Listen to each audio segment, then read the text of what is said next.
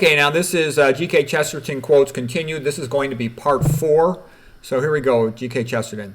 They move about in a mesmerized and mechanical condition, talking and thinking merely on the authority of somebody who is not an authority.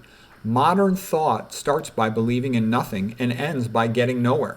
So yeah, a lot of people are sort of conformists and they just spout what they've been trained in their public schools to say, which isn't even true. All right, he continues. The purpose of the newspaper is to suppress the news. At present, it is not we that silence the press. It is the press that silences us. If you never believe the press, and if you always believe private gossip, within reason, you will probably be right. And you got to remember, he was saying this stuff, like back in 1920, okay? A long time ago. Okay, GK Chesterton continues. The newspapers exist to prevent the truth from being told. It is practically impossible to get the truth out of newspapers, even the honest newspapers. It is the system of a very few millionaires, all sufficiently similar in type to agree on the limits of what this great nation to which we belong may know about itself and its friends and its enemies. Bad journalism does ruin the nation. It acts on the corporate national will, and it sways the common national decision.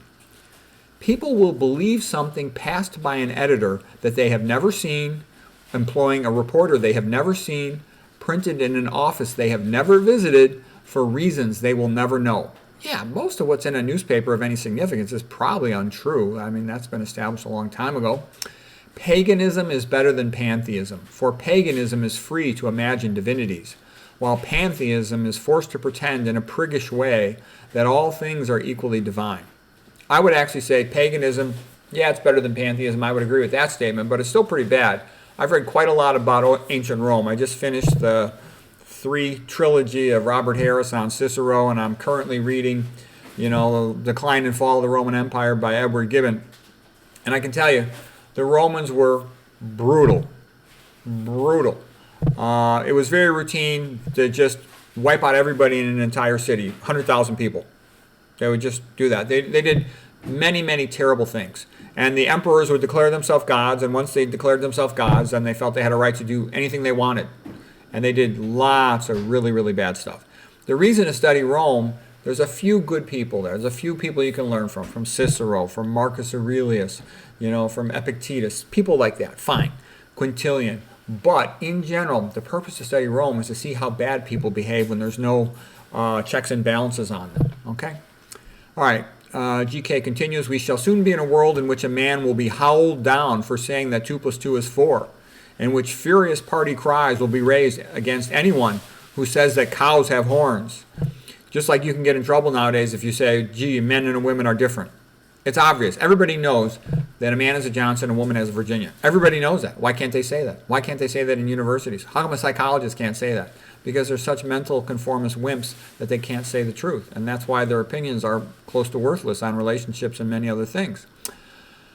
Okay, continuing on. He said, it will be a heresy to call a triangle a 3-sided figure.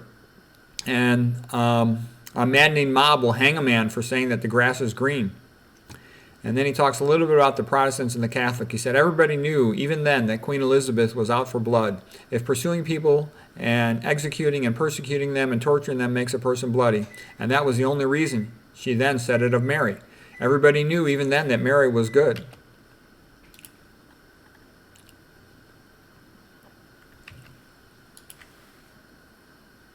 If certain real virtues and responsibilities make a person good, she was certainly a great deal more good than Elizabeth was.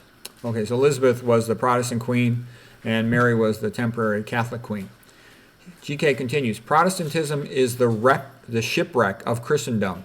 The Protestants waged an insane war against everything in the old faith, everything that was most normal and sympathetic to human nature, such as prayers for the dead, or the gracious image of the Mother of Men. Yeah, that's another sort of screwed up thing about Protestantism. They're like, oh, you can't pray to Mary. Look, and you can't pray to saints. You know what? The Catholics pray to saints, not saying they're into Mary, not saying that she's God or the saints are God, but saying that they're a potential intercessor. The idea that maybe the saint could talk to God. Okay, what's wrong with that?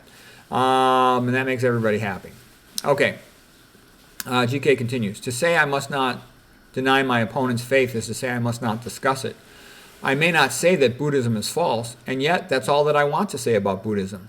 It is absurd to have a discussion on comparative religions if you don't compare them. You have to compare them. And by the way, almost all those Eastern religions are godless. Buddhism's godless. Confucianism is godless. Hinduism is sort of godless. I mean, it's not, I shouldn't say that. I don't know that much about Hinduism. But all I know is that the amount of inspiration individuals get towards freedom and creativity, much, much higher in Christianity. And you see people from those countries become Christians, and all of a sudden, they're much more creative.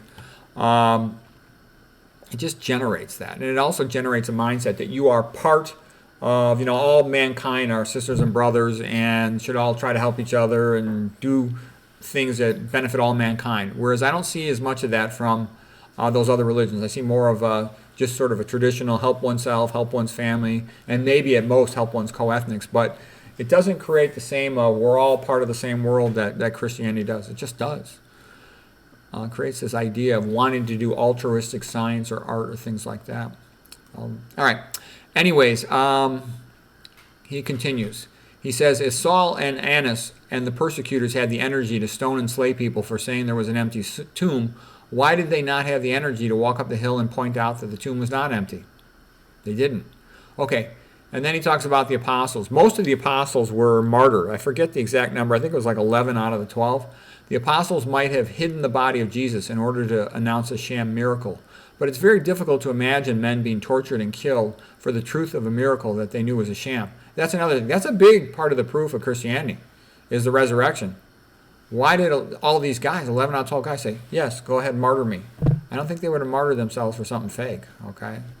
If you ever want to read about apologetics, the best book is by Lee Strobel, A Case for Christ. So anyways, that's it for our quotes for GK Chesterton today, part 4.